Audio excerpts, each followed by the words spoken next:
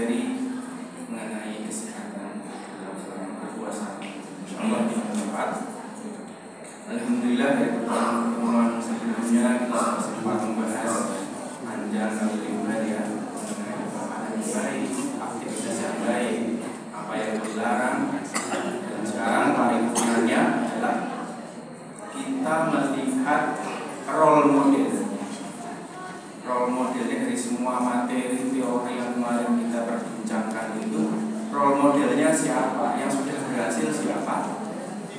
Ya tidak lain tidak bukan, role modelnya adalah Kanjeng Nabi Muhammad SAW. Beliau mempraktekkan semuanya dan beliau juga sudah mencontohkan kepada kita semuanya dan dicatat lengkap baik oleh para sahabat hingga diturunkan kepada kita sekalian. Kita bisa baca ya banyak bukunya yang terkenal yang karangan Imam Tirmizi ya, Syama'il Muhammadiyah itu bisa dibaca di sana semuanya. Efek atau apa yang dimakan Nabi, kapan Nabi makannya, bagaimana Nabi puasanya, dan efek saat jasad fisiknya bagaimana. Dan kita bisa lihat juga.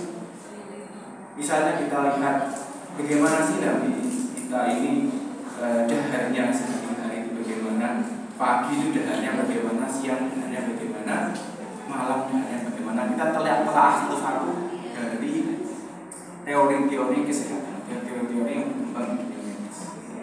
Misalnya Nabi Muhammad SAW itu beliau tidak sarapan.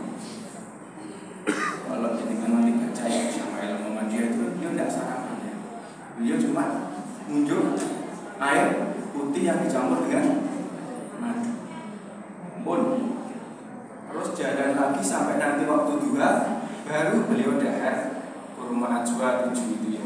Nah ini juga sama. Dari teori intermittent fasting itu juga menghindari sarapan. Kalau di intermittent fasting malah tidak diperkenankan. Kenapa? Karena kita punya hormon yang namanya hormon kortisol yang muncul tuh di pagi hari. Endorfin dan kortisol itu muncul di pagi hari. Efeknya hormon kortisol itu menaikkan gula darah. Kenapa Allah merancang sedemikian rupa? Karena kita biar bangun. Jadi ketika malam itu gula darahnya stabil di antara 80 sampai 100 gitu ya. Kemudian ketika bangun dia akan ada lonjakan gula darah. Intinya apa? Memberikan kita tenaga untuk bangun dan beraktivitas. Kalau kita sarapan jam 6 sarapan misalnya, padahal waktu itu hormonnya masih tinggi-tingginya, akhirnya yang terjadi gula darahnya semakin meningkat. Tidak dibutuhkan disimpan jadi lemah. Ya itu sudah dipercontohkan kan Nabi. Tidak sarapan itu sudah dipercontohkan kan Nabi. Nah kita berbeda. Dulu kita diajarinya sarapan. Era sarapan yang masih ya ini mesti tenang karena pola pikirnya sudah nekat sarapan. Padahal ibu nggak tes mau. Rasulullah wajah yang bergabi mungkin dahannya adalah ketika waktu zuhur. Kalau nanti tidak puasa ya maksudnya ya. Ketika duha baru dahannya adalah juga tidak berat, bukan nasi satu bakul santai, tapi Nabi mencontohkan adalah kenapa kurma ajwa? Kenapa kurma ajwa yang kurma madu? Karena kurma ajwa itu padat nutrisinya. Ya, kalorinya cukup, nutrisinya pun cukup, mikro nutrisinya juga sangat baik, zinc segala macam. Dan itu tidak bisa dapatkan di sarapan kita sehari-hari, sego, tempe. Nah, ini jadi yo rapatnya apik. Ceplok. Enggak boleh. Malah tempe tok malah jadi terus kok. Kurma arep tempe. Kok kurma jual malah bedok. Kurma coba.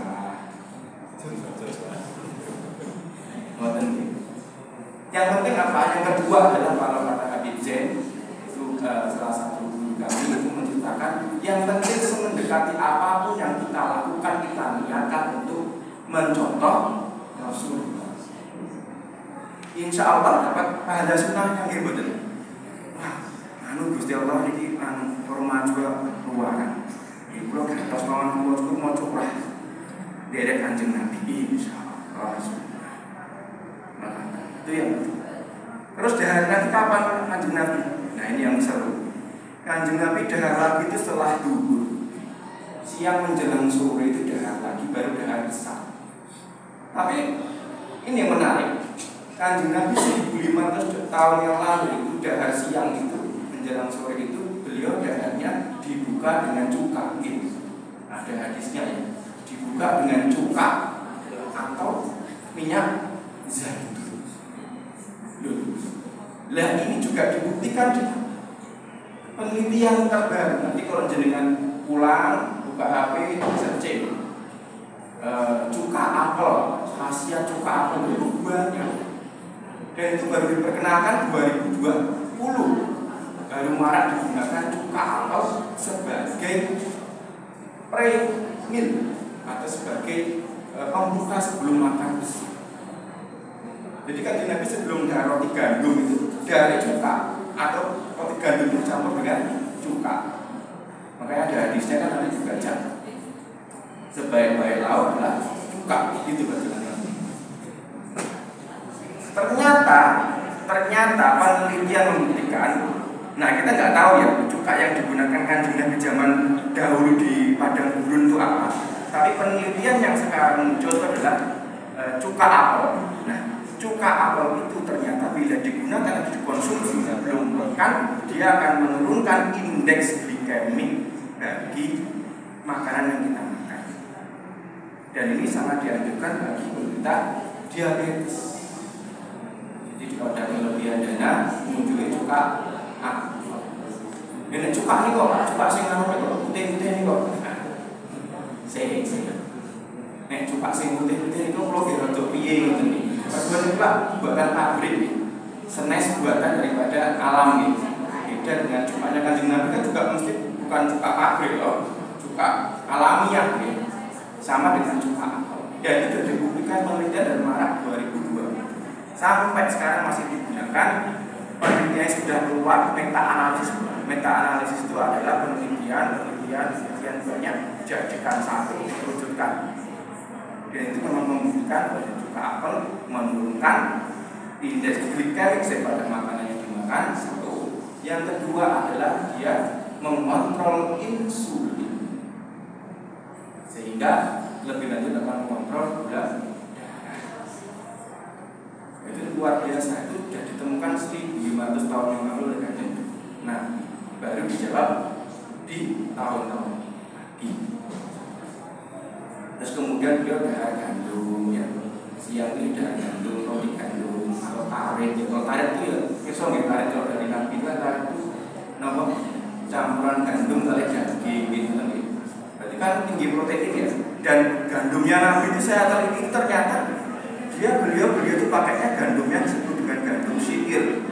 Gandum sihir itu gandum sing saya kasar itu loh. Gandum sing paling murah di zaman Kanjeng Nabi itu gandum yang paling murah itu gandum sihir. Jenis gandum sing halus itu. Nek wong Jawa katul lho. Ternyata gandum sihir itu kadar proteinnya jauh lebih tinggi. Podo kayak katul itu proteinnya karo sego nih mbak dulu katul itu. Tapi sing nang pite. Belum kan pite kan ditapakan kok gak ya bener. Kok pite yo di kan protein juga nggih mboten napa-napa. Nah kita coba asimilasikan dengan budaya kita. Orang marah kok memang ngomong gandum yang udah ning dilarang nggih. Nanti sego mawon, sego adem nika lawo pite wae menang katul. Tapi kalian dong. Nah, makan besar intinya ya, yang padat nutrisi. Jadi pada nutrisi dalam artian ya kita makan untuk menghidupi jasad kita. Yang kita butuhkan bukan untuk lidah kita, bukan untuk perut kita, ya, tapi untuk memenuhi kebutuhan jasad kita. Kemudian agak sore menjelang isya atau sebelum isya, setelah maghrib Rasulullah dahar lagi. Beliau juga ada besar lagi, dahannya mungkin sayur-sayuran, biji-bijian, ya, labu dan lain sebagainya. Kadang-kadang juga kalau ada toret dan lain sebagainya. Kalau beliau kan favoritnya toret itu ya, Kalau tidak tahu itu paham kami bagian. Nah, itu bisa kita contoh. Nah, coba kita hitung. Kanjeng Nabi mulai makan asupan kalori pertama itu di jam 10, katakanlah itu jam 10 nih. Jam 10. Makan terakhirnya beliau adalah mentok-mentok jam itulah kan sebelum Isya beliau dahar, setelah Isya beliau udah dahar lagi. Beliau udah dahar, sholat terus istirahat. Nah, ternyata dari jam 10 sampai jam 7 itulah kurang lebih 12 jam kurang. Ya, itu jendela makannya beliau di situ. Setelah itu beliau tidak memasukkan kalori selama dari jam 7 malam sampai jam 10 pagi lagi. Jadi sama dengan intermittent fasting yang dilakukan oleh orang-orang barat. Dengan tidak menjaga. Ya, subhanallahnya di sini. Jadi sebenarnya kita mencari-cari jawaban dengan kesehatan ini itu sudah diparingi contoh, sudah diparingi biasa oleh Kanjeng Nabi sendiri. Lah hasilnya gimana dok dietnya Nabi loh? Hasilnya dietnya Nabi luar biasa. Hadisnya banyak. Dilihat lagi di buah Syamilan Muhammadiyah itu. Ciri-ciri fisik Nabi, dadanya bidang, bahunya lebar, dia berotot, kekuatannya seperti 30 orang. Dan udah gandum satu kekuatan 30. Jadi hasilnya juga sama. Bahkan di hadis yang lain meskipun hadisnya dhaif ya, hadis dhaif dikatakan Kanjeng Nabi itu perutnya seperti batu yang tersusun. Memang dhaif, tapi tidak menyalahi syariat. Ya percaya mawon kan jenengan Kanjeng Nabi niku six pack nggih. Ngrosok. Bukti kekuatan Nabi apa? Ketika dulu diajak bulan kali sinten niku Rukanah niku lak isune bulan nek zaman teng Arab zaman biyen niku Rukanah niku bulan profesional UFC. Jadi UFC ini zaman biyen ora iso dikalahkan Rukanah. Kanjeng Nabi sabda, "Wahai Rukanah, kamu tuh enggak mau masuk Islam. Kamu enggak percaya dengan kebenaran yang saya bawa. Karena kan isone mau gelur, ya orang muda, tidak saya percaya." Nah akhirnya Nabi ngerti bahwa ini model ini kita harus saja omongan gelur. Nah, akhirnya Nabi menantang, kalau saya bisa mengalahkan kamu dalam bulan, apakah kamu mau masuk Islam? Rupanya, gih, malah muda. Akhirnya sifat bulan profesional tadi Rukanah tadi berbulan dengan banteng bisa kebanting si Rukanah menang Kanjeng Nabi. Duh, sik baleni ngomong preset. Ya. Dibaleni mulai karo Rukanah, bantingan kedua, kebanting meneh Rukanah. Aku percaya yo sangkas. Akhirnya sampai 3 kali berbulan yang menang adalah Kanjeng Nabi mengalahkan pegulat profesional. Ya, Nabi itu adalah contoh dari hasil diet Nabi, pola hidup Nabi yang super luar biasa sih. Menciptakan sesuatu kekuatan yang luar biasa. Inilah Kanjeng Nabi itu doa. Mesti ada bantuan yang sudah tinggal. Ya, tapi kan tetap saja kita menjadikan Nabi sebagai role model, sebagai percontohan, sebagai suri teladan. Sebisa mungkin kita ikuti, kita niatkan untuk ittiba Rasul. Kita niatkan untuk mencontoh sunnahnya. Surat semuanya mengkata, ini mengkata negara jadi beda ben sunai. Olahraga ini jadi ben koyo sunai. Awake diapiki ben koyo awake Nabi. Loh, saya pernah disanjangi di Habib Jen. Kalau kita punya badan spesial kayak badannya Nabi, itu kurang berdetik, bermenit, sunnah terus. Tak pikir-pikir mungkin juga. Kalau kita itu punya badan sebagaimana contoh badannya Kanjeng Nabi Rasulullah, setiap detik kita jalani kehidupan, setiap menit kita jalani kehidupan, ngocok ke bagi insya Allah awalnya. Sunnah terus berdetik. Jadi tidak ada ruginya, sangat untung, ya kan? Kalau kita biasanya sholat sunnah misalnya kan mungkin cuma qobliyah, ba'diyah dan lain sebagainya ya. Itu kan ya di timing-timing tertentu. Dan badannya seperti Kanjeng Nabi, insya Allah kita niatkan sunnah ngikuti badannya Kanjeng Nabi, ikuti body goals-nya Kanjeng Nabi. Sehingga mudah-mudahan itu juga dihitung sebagai sunnah. Insya Allah. Begitu. Yang ketiga apa? Ingat pesannya Kanjeng Nabi, sebaik-baik kalian adalah yang paling baik terhadap istri. Karena awalnya apik lah, baik tuh ibu istrinya tuh. Lu mau berarti mboten sayang kok nek manu awake mboten apik mboten yo sayang. Ning luwih sayang meneh istri-istrine Bapak Ibu niku nek luwih sayang meneh nek awake yo Kanjeng. Nah, wis ora ndelok drama kok real. Lah wong pemain itu seneng ning omah kok enggak. Oke.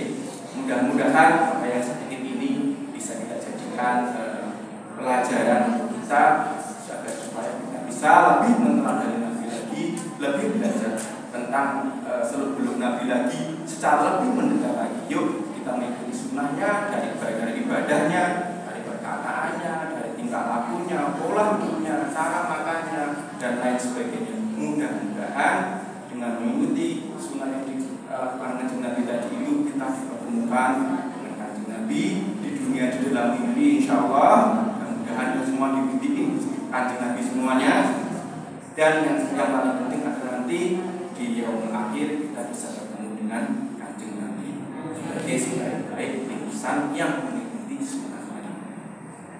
Demikian yang bisa saya sampaikan. Mohon maaf bila ada banyak kekurangan. Saya akhiri. Assalamualaikum warahmatullahi wabarakatuh.